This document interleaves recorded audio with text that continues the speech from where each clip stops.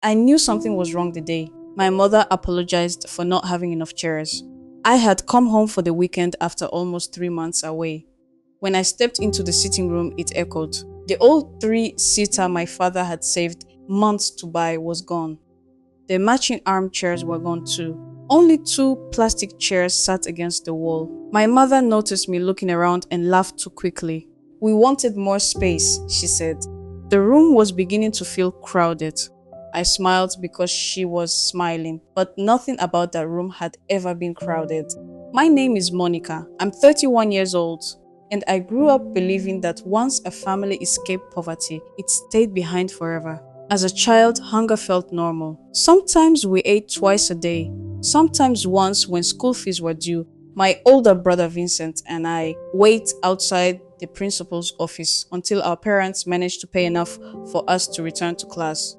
When electricity disappeared, it stayed away for weeks. My mother, Florence, sold food by the roadside from dawn until evening. My father, George, accepted every extra shift he could find. They never stopped moving, never stopped believing. Little by little, life changed. My father finally secured a stable job. My mother's business grew from a roadside stall into a proper shop. We moved into a better apartment. The landlord no longer knocked on our door asking for rent. For the first time, our refrigerator stayed full. We bought groceries without calculating every loaf of bread. When relatives visited, my mother served soft drinks without apologizing. Sometimes she and my father sat outside after dinner talking about retirement. "I want to rest before 70, my father would say. "You've earned it," my mother always replied. Those conversations made us believe the difficult years were finally over. Vincent married. Kevin finished university. I found steady work. Whenever we gathered, my father would look around the table and say, "We made it." None of us corrected him. Because we believed it too, the changes started so quietly that nobody called them problems. My parents cancelled a family trip. "The weather won't be nice anyway," my mother said. The leaking roof wasn't repaired. "It can wait until next month." My mother reopened the small roadside stall she had proudly closed years earlier. "The shop isn't as busy these days," she explained. "This just keeps me occupied." My father began coughing more often. Every time I asked if he had seen a doctor, he smiled. "It's just age." One afternoon, I arrived unexpectedly and found him asleep in the sitting room. Prescription papers had slipped from his pocket. I picked them up. The diagnosis wasn't life-threatening, but the medications were expensive. He woke up before I could say anything. "I was going to tell you," he whispered. "Were you?" He looked away. I thought I'd feel better soon. Instead, he became weaker. Hospital visits became more frequent. Medical bills quietly replaced the savings they had spent decades building. The envelope labeled retirement disappeared from the cupboard. Then another envelope disappeared. Then another. Around the same time, prices everywhere began climbing. Customers bought less from my mother's shop. Sometimes they asked for goods on credit. Sometimes they simply stopped coming. I started hearing familiar sentences again. "We'll buy it next month." "We don't need that right now." "It can wait." One evening the lights went out while we were eating. We all looked toward the ceiling. Nobody moved. Finally, Kevin sighed. "Did they disconnect us?" My mother reached for a rechargeable lamp. "They'll reconnect it tomorrow." They didn't, for 5 days. As we ate dinner by lantern light, I realized I had lived through this exact scene 20 years earlier. The only difference was that my parents had gray hair. Now the hardest part wasn't losing comfort. It was watching hope leave their faces. My father stopped talking about retirement.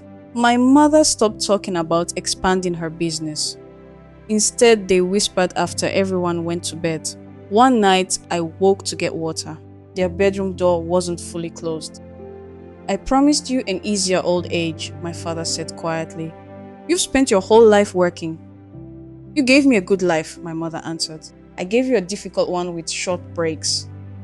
There was a silence, so heavy I couldn't move. Then my father spoke again. "I'm sorry we're going backwards." I stood in the hallway with tears running down my face, not because we were struggling, because I had never heard my father apologize for being unable to defeat life. The next morning, I asked my mother again about the missing furniture. She looked at me for a long moment before sitting down. I sold it.